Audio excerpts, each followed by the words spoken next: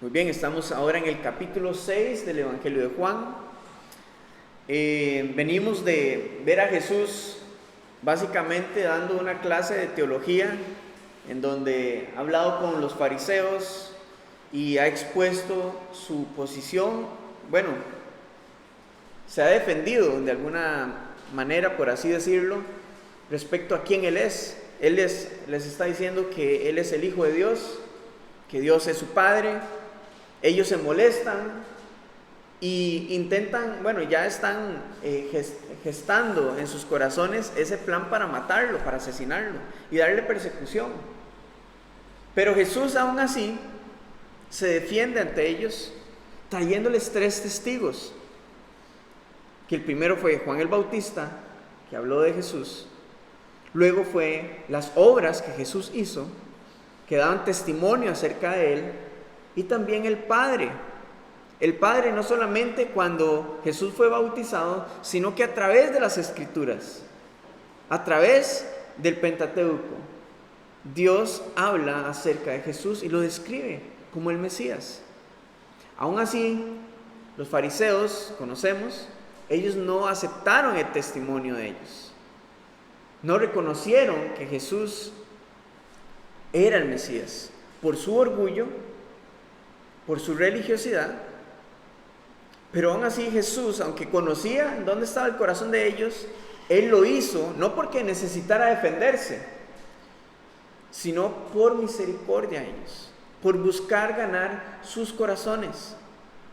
Entonces Jesús viene de esta reunión tan importante con los fariseos y ahora nos encontramos en el capítulo 6, en donde después de haber hecho milagros y señales, nos dicen los otros evangelios, Él va a hacer un milagro, va a alimentar a más de 5,000 personas.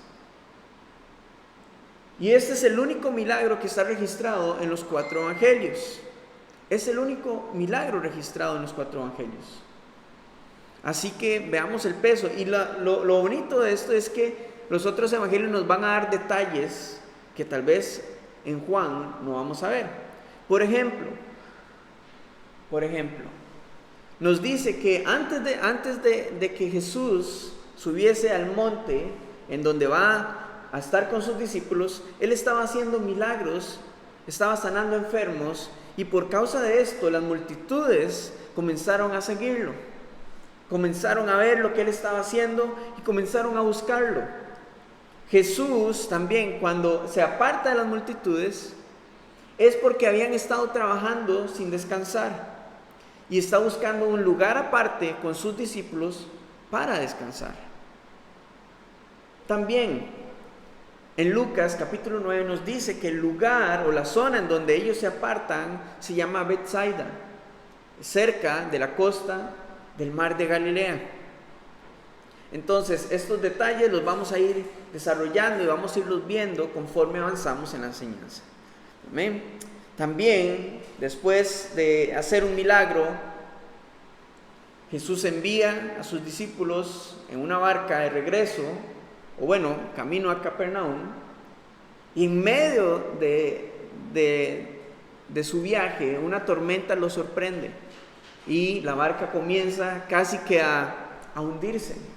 Y ellos están temiendo, y nuestro Señor, desafiando las leyes de la gravedad, con su autoridad soberana sobre la naturaleza, Él camina sobre el mar y los alcanza, trayendo paz en medio de toda esa tormenta y llegando al puerto seguro.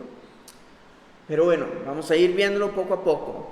Capítulo 6, versículo 1, dice: después de esto, Jesús fue al otro lado del mar de Galilea, el de Tiberias, y le seguía gran multitud porque veían las señales que hacía en los enfermos. Entonces subió Jesús a un monte y se sentó allí con sus discípulos.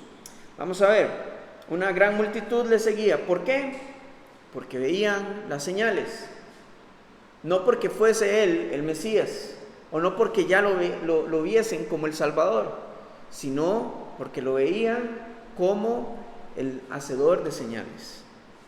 Ellos estaban buscando sus propios beneficios.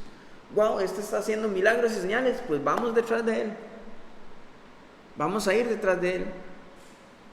Jesús entonces está buscando un lugar de descanso para sus discípulos, y como ya se habían dado a conocer, aquellos que andaban por ahí los vieron y sabían a dónde se habían ido, y fueron entonces en busca de él. Un punto importante acá es que Jesús va a tener compasión por la multitud, sí, ahorita lo vamos a ver, pero en este momento está teniendo compasión también por sus siervos. El Señor no deja ningún detalle suelto. Él busca el descanso para sus hijos. Él está buscando descanso para sus siervos. Han estado trabajando todo el día y necesitan descansar. Hermanos, el Señor sabe la importancia del descanso. Él utiliza esto para restaurarnos, restaurar nuestros corazones, restaurar nuestras fuerzas físicas también, para refrescarnos. Pero la cosa no es descansar por descansar, sino descansar en Él. Y esto, por eso el Señor está buscando un lugar aparte. Él se preocupa también por sus hijos y cuida de nosotros. Ahora, las obras sí son importantes. Trabajar sí es importante. Pero las obras en el Señor son fruto de nuestra salvación. Son el fruto de nuestra salvación. Es la respuesta en agradecimiento por lo que el Señor ha hecho en nosotros. Pero aún así, Él se preocupa por traer descanso a nuestras vidas. Esa es una de sus prioridades. Ahora, Él es Dios y sabe lo que hay en los corazones de todas estas personas que vienen a buscarlo. Sabe que no vienen en busca de su salvación o de tener una relación con Él. Al igual que muchas personas hoy vienen, siguen a Jesús, religiosamente hablando, pero no vienen con la intención de desarrollar una relación con Él, de vivir cerca de Él. Y aquí es donde vamos a ver la gran misericordia del Señor, porque aún así, Él trae y hace milagros. Él hace la obra en cada vida y en cada familia. Y vemos personas siendo sanadas, pero sus corazones continúan estando lejos de Él. Porque una sanidad no es garantía de que ya usted es salvo, o de que usted quiere tener una relación con Dios. El Señor en su gracia y misericordia lo hace, pero buscando su corazón, no buscando la sanidad de su cuerpo, sino buscando su corazón. Estas personas vienen buscando las obras, pero el Señor lo que está apuntando es hacia sus corazones. Continuamos leyendo, dice versículo 4: y estaba cerca la Pascua y la fiesta de los judíos. Cuando alzó Jesús los ojos y vio que había venido a él gran multitud, dijo a Felipe: ¿de dónde compraremos pan para que coman estos? Pero esto decía para probarle, porque él sabía lo que había de hacer. Felipe le respondió: 200 denarios de pan no bastarían para que cada uno de ellos tomase un poco. El Señor no está buscando la respuesta correcta por parte de Felipe. Nos dice también de que estaba cerca la Pascua. Probablemente toda esta multitud se dirigía hacia Jerusalén a la fiesta de la Pascua. Jesús y sus discípulos no asistirían a esta fiesta en esta ocasión, pero recibirían a esta multitud. Ahora Jesús los mira con compasión. En otras partes de los evangelios nos dice que Él los miró como ovejas sin pastor. Y es la manera en la que nosotros debemos de ver a todos aquellos que están ahorita sin una relación con el Señor. Ellos no lo saben, pero están como ovejas sin pastor, sin un Salvador, buscando milagros, buscando resolver, pero hay que verlos con compasión, esperando a que se encuentren con el Señor. ¿Por qué Felipe? ¿Por qué el Señor escoge a Felipe? Felipe era de esta zona. Felipe era de Betsaida. Entonces probablemente él conocía los comercios que habían alrededor. Y él sabía de que ningún comercio que estuviese por ahí, en alguno de esos pueblos, iba a dar abasto para darle de comer a toda esta gente. Pero de nuevo, en versículo 6 dice: Jesús va a aprovechar este momento para probarlo. No para ponerlo en evidencia, sino para que él pueda ver la realidad de en dónde está su fe y su confianza. ¿Sabe? Las pruebas, el Señor las usa para eso, para hacernos ver cuál es nuestra realidad respecto a nuestra fe y nuestra confianza en Él. ¿En dónde está nuestro caminar cristiano? ¿En dónde está nuestra devoción a Él, nuestra confianza en el Señor? En la prueba es donde se va a dar cuenta en dónde está, cuál es su realidad. Cuando no hay prueba, sí, venimos a la iglesia, cantamos, adoramos al Señor, nos gozamos, y es muy fácil ser cristiano fuera de la prueba. Pero cuando estamos en medio de ella, es ahí donde nos damos cuenta cuál es nuestra realidad espiritual. Y el Señor lo hace para formarnos, para discipularnos. De hecho, esta enseñanza, yo veía que sí, a pesar del milagro de los 5,000 y lo que va a suceder, el Señor básicamente lo que está haciendo es discipulando a sus discípulos. Les está diciendo: vengan, vean, de esto se trata. No de los milagros y de las cosas que suceden, sino que a través de esto vamos a formar su fe, su carácter y su confianza en mí. Es el discipulado del Señor. Las pruebas, los milagros, las obras, todo es discipulado por parte del Señor. Entonces, Felipe era el pesimista del grupo. Vea lo primero que sacó, su calculadora. Empezó a hacer números. 200 denarios en este tiempo eran, si acaso, 3/4 partes de un salario anual. Poniéndolo en números, alrededor de 1,000,000 y resto de colones. Y él dice: es imposible que con esto podamos comprar pan para que tan siquiera coman un poco todas estas personas. Ahora, la palabra nos habla de que eran alrededor de 5,000 varones. Cuando los judíos caminaban hacia Jerusalén, no lo hacían solos, solo los hombres, lo hacían en familias. Así que aquí no estamos contemplando, o aquí no se está contemplando las familias, las mujeres, los niños, por lo que, cuidado, y eran más de 10,000 personas. Así que Felipe está haciendo los números. Vamos un momento a Juan capítulo 14.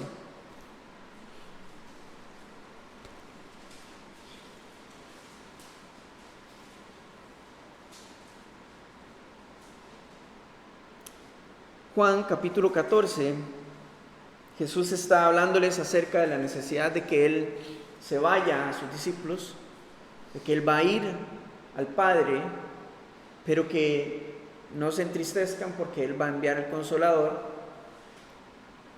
Y en el versículo 8 vemos a Felipe. Felipe le dijo: Señor, muéstranos el Padre y nos basta. O sea, él había visto todos los milagros que Jesús ha hecho, pero tarda Jesús en decirle: yo me voy a ir, vendrá el Consolador, yo me voy al Padre. Y Felipe quiere ver la imagen completa. Él necesita los detalles. Señor, sí, confío en lo que usted me está diciendo, pero ¿puede mostrarnos la imagen completa de cómo se va a ver esto? Él es el pesimista del grupo. Ahora, ¿cuántos de nosotros nos identificamos con este discípulo? ¿Cuántas veces en nuestra vida el Señor nos ha guiado y nos ha dirigido en una dirección y nosotros, mira, Señor, ¿será que podemos ver el final de la película para saber si de verdad va a ser como usted está diciendo. ¿Sí? Nos identificamos con Él. Eso es lo que hace el Señor muchas veces cuando trae la prueba. Darnos la realidad de que estamos no confiando en Él. De que nuestra fe no es tan fuerte como pensábamos. De que nuestra vida como cristianos no está tan firme como pensábamos, sino que necesita ser fortalecida. Necesitamos creer, no por vista, sino por fe, sabiendo y conociendo a nuestro Señor en intimidad. Y hoy muchas personas, cuando el Señor les está guiando a tomar una decisión en su vida personal, como familia, en sus negocios, el Señor los ve con compasión. Y muchas de estas personas lo que hacen es primero venir a sacar sus cálculos, sus pronósticos, y si se ve un pronóstico seguro, entonces sí lo hacemos. No es que haya que planificar, hay que hacerlo. Pero antes de cualquiera de estas cosas, lo primero que tenemos que hacer es venir delante del Señor, poner todo en oración para que Él sea quien nos dirija y nos guíe y que traiga la paz que sobrepasa todo entendimiento a nuestras vidas y nos afirme en Él. Y entonces, lo que para nosotros era imposible y no se veía claro, Él ya lo tiene claro. Porque ¿qué dice el versículo 6? Regresando al texto, porque Él sabía lo que había de hacer. Él ya lo sabe, ya lo tiene claro. Felipe falló en la prueba. En su ecuación y en su suma no metió al Señor. No metió el factor Dios. Continuamos. Versículo 8. Uno de sus discípulos, Andrés, hermano de Simón Pedro, le dijo: aquí está un muchacho que tiene 5 panes de cebada y 2 pececillos, mas ¿qué es esto para tantos? Andrés sabe cuál es la realidad humana. 2 pececillos, está hablando no de un pargo, de un pez grande. Está hablando más acerca de como si fuesen unos anchoas, que son pequeñas. Esta era la dieta en este tiempo. Y esto en un bocado usted se lo come. Eran esos pececillos y panes de cebada. ¿Por qué no se especifica que son de cebada? La harina que se utilizaba en este tiempo mayormente era harina de trigo. El pan de cebada se le conocía como el pan de los pobres, porque solo la clase baja la utilizaba para alimentar a los animales y para hacer pan, para alimentar a la familia. Entonces nos da un panorama de quién era este muchacho, o un niño, pobre, humilde, sin mucho que ofrecer. Ahora, hay algo interesante con Andrés. Andrés, él no fue muy relevante a lo largo de los evangelios del Nuevo Testamento. Él no escribió un libro en el Nuevo Testamento, pero lo que sí sabemos de él es que conectó a su hermano Pedro con Jesús. Él está conectando ahora a este niño con Jesús.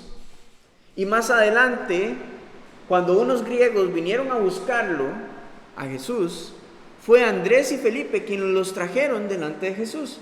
Entonces, en resumidas cuentas, Andrés tenía un propósito, y era estar disponible para el momento en el que Jesús necesitaba utilizarlo. Él fue un conector de personas con Jesús. ¿Y qué podemos aplicar en nuestra vida respecto a esto? Seamos conectores. Seamos conectores dentro del reino de los cielos. Traigamos a otros delante de Jesús. Tal vez usted dice, pero es que yo no soy ningún predicador, ni soy un adorador, o un músico, o yo solamente vengo a la iglesia, estudio la palabra de Dios y no sé qué más puedo hacer. Bueno, sea un conector. No menosprecie el rol y la responsabilidad que el Señor le ha dado a usted dentro del cuerpo de Cristo. Porque Él quiere usarlo. Él quiere usarlos. Con lo mínimo. Tal vez usted dice, es que mi vida es tan insignificante que el Señor puede hacer algo grande por medio de su vida. Andrés trajo al que va a ser la cabeza de la iglesia después de que el Señor ascienda a los cielos. Él fue quien conectó a su hermano Pedro con Jesús. Usted no sabe a quién va a traer usted y va a presentar delante del Señor. Y a través de esas cosas es la manera en la que el Señor puede impactar el mundo, puede impactar a esta ciudad. Ahora, respecto al muchacho, su mamá seguramente ni por la mente le pasaba de que estaba preparando el almuerzo de toda una multitud de gente.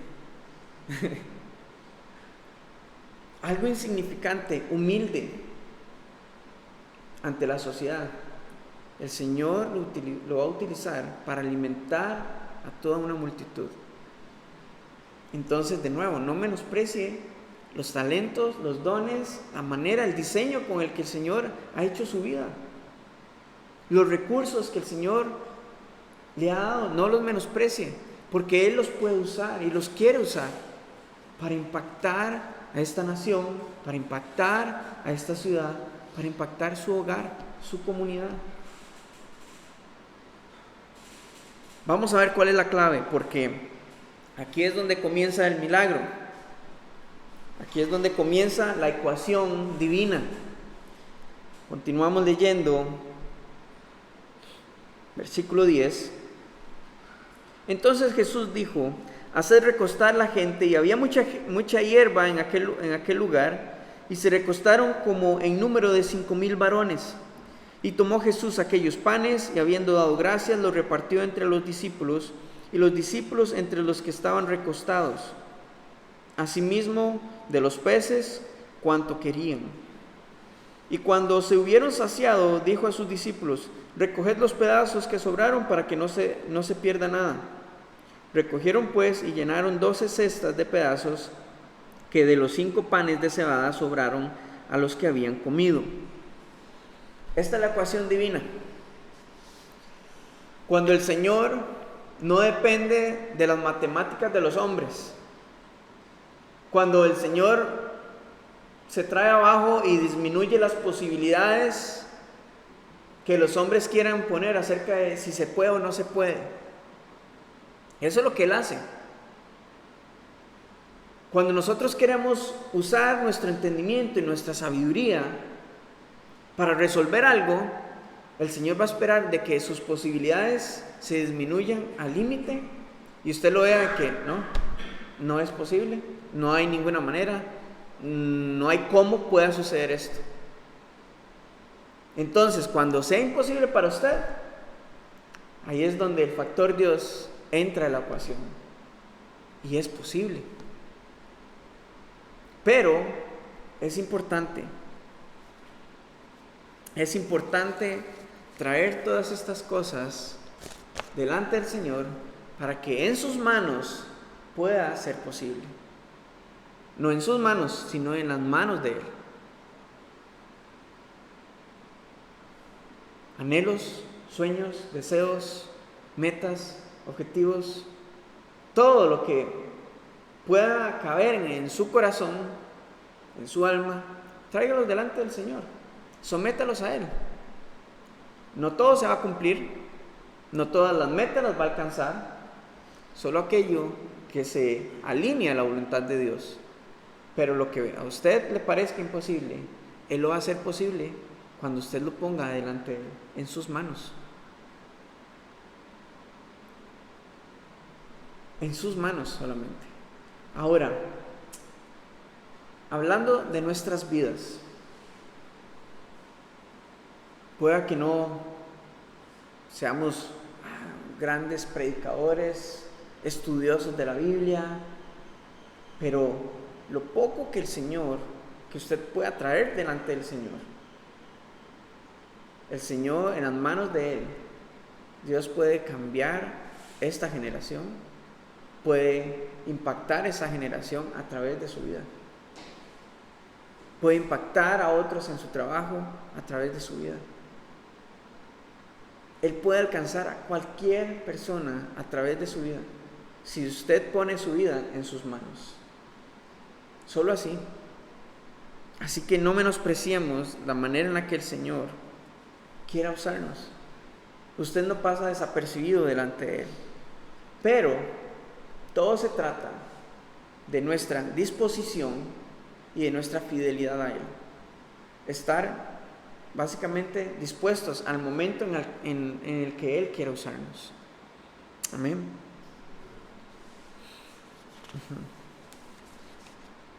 ¿Recuerdan lo que Felipe dijo? Versículo 7. No bastará todo este dinero para que cada uno de ellos tomase un poco. Pero cuando todo está en manos de Jesús, ¿qué es lo que sucede? Al final del versículo 11 dice que comieron ¿cuánto? ¿Cuánto querían? Versículo 12 dice y cuando se hubieron saciado.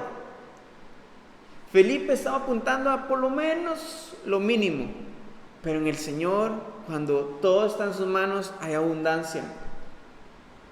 Hay abundancia hasta llenar todo, no un poco, todo, porque en Él es posible, solo en Él. Ahora vamos a ver qué es lo que sucede. Versículo 14 dice: aquellos hombres entonces, viendo la señal que Jesús había hecho, dijeron: este verdaderamente es el profeta que había de venir al mundo.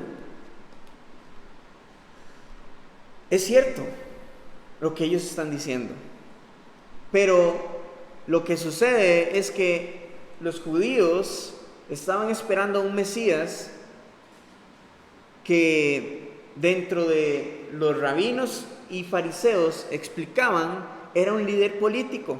Así que el pueblo estaba esperando a ese Mesías, estaba esperando a un rey que vendría con poder y autoridad a librarlos de la opresión, en este caso de la opresión del Imperio Romano. Iba a establecer su reino y reinaría sobre la tierra. Eso era el Mesías que ellos estaban esperando y estaban identificándolo. Pero veamos lo que dice el versículo 15. Pero entendiendo Jesús que iba a venir para apoderarse de él, que iban a venir para apoderarse de él y hacerle rey, volvió a retirarse al monte él solo. ¿Por qué? Porque él había venido en este momento como Salvador, como siervo. Pero la expectativa de ellos se cumplirá hasta su segunda venida, cuando Él venga como un rey poderoso en poder y autoridad. Entonces, para que ellos no se adelantaran en sus expectativas, los despidió y Él se fue solo a orar. Ahora, ¿qué es lo que pasa acá? Cuando Él despide a la multitud, despide también a sus discípulos. En otros evangelios nos dice que Él les dice que se vayan a Capernaum, van en la barca y en medio del camino va a suceder algo, una tormenta. Pero ellos se fueron en obediencia. Y esto es parte también del discipulado de nuestro Señor. El Señor puede tomar cualquier cosa insignificante, lo menos, lo más poco, lo más mínimo que podamos venir y darle a Él, y lo va a convertir en algo grande, abundante en sus manos, por su poder, por su verdad, por su autoridad. Ahora continuamos porque de nuevo el Señor va a utilizar los recursos, las circunstancias y cualquier momento para enseñarnos, para hacernos crecer. Y todo gira de nuevo en torno a nuestra confianza en nuestra fe en Él. Versículo 16 dice: al anochecer descendieron sus discípulos al mar, y entrando en una barca iban cruzando el mar hacia Capernaum. Estaba ya oscuro y Jesús no había venido a ellos, y se levantaba el mar con un gran viento que soplaba. Cuando habían remado como 25 o 30 estadios, vieron a Jesús que andaba sobre el mar y se acercaba a la barca, y tuvieron miedo. Resulta que el mar de Galilea, geográficamente hablando, está bajo el nivel del mar, por lo que la brisa marina se une con la brisa fresca de las montañas, y esto provoca un fenómeno que hace una presión de aire que va a producir una tormenta. Entonces ellos están en medio de la noche, agotados, están un poquito más de medio camino hacia su destino, y en otro evangelio nos dice que era la cuarta vigilia de la noche, y la cuarta vigilia de la noche es entre las 3 y las 6 de la mañana. Ellos llevaban más de 8 horas remando en contra de la tormenta. Estaban agotados, su barca estaba a punto de hundirse, pero ellos estaban ahí por obediencia, no por sus decisiones. Y esto es muy diferente, por ejemplo, con la historia de Jonás, que Jonás se fue en una dirección contraria a la obediencia, a lo que el Señor le había hablado, y vino una tormenta y estaban pereciendo, etc. Ustedes conocen el resto de la historia. Ellos están en una situación similar, pero por obediencia. Muchas veces vamos a estar en prueba, cuidado, y la mayor parte del tiempo, como creyentes, en pruebas, en circunstancias adversas, pero por obediencia. Asegúrese de que sea por su obediencia y no por sus consecuencias. Y algo que debemos de comprender también: ellos vienen de ver algo glorioso, un milagro extraordinario por parte de Jesús, y enseguida, ¿en dónde están? En medio de una tormenta. Hermanos, así es la vida. Hay momentos en donde estamos tan gozosos, estamos viendo cómo el Señor está trabajando en nuestras vidas. Él está abriendo puertas para nuestros negocios, para nuestra familia, pero de repente, sin previo aviso, una tormenta, una prueba, momentos difíciles donde hay dolor, lágrimas, temor, pero asegúrese de que esté ahí por obediencia. Veamos lo que sucede. Jesús se acerca a la barca. Versículo 20 les dice: mas Él les dijo: yo soy, no temáis. Ellos entonces con gusto le recibieron en la barca, la cual llegó enseguida a la tierra a donde iban. Esto es lo que va a marcar la diferencia. Cuando estamos en medio de una tormenta, en medio de la prueba, la diferencia la va a marcar que cuando usted invite a Jesús a subir a su barca. Y saben,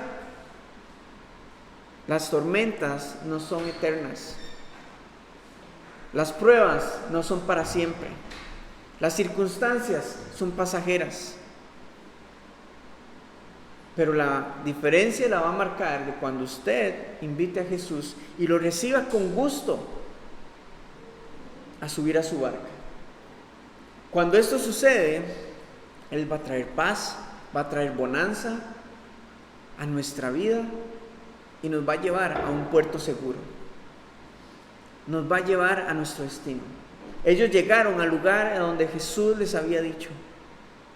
Llegaron a donde iban. por su obediencia. Seamos obedientes y que nuestra fe y nuestra confianza esté completamente en el Señor. Invitémoslo a subir a nuestra barca, porque Él nos va a llevar a un puerto seguro.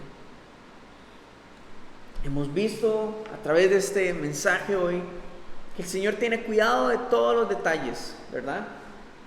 Él tiene misericordia y compasión por las multitudes, sí, pero también tiene compasión por sus siervos.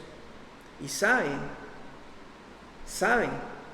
que necesitamos tiempos de descanso en Él.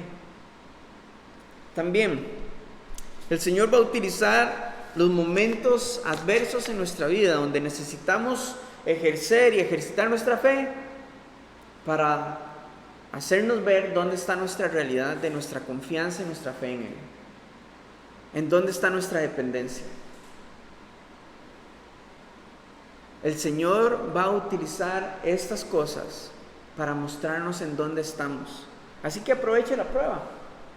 Aproveche esos momentos que requieren fe para crecer, para no desmayar.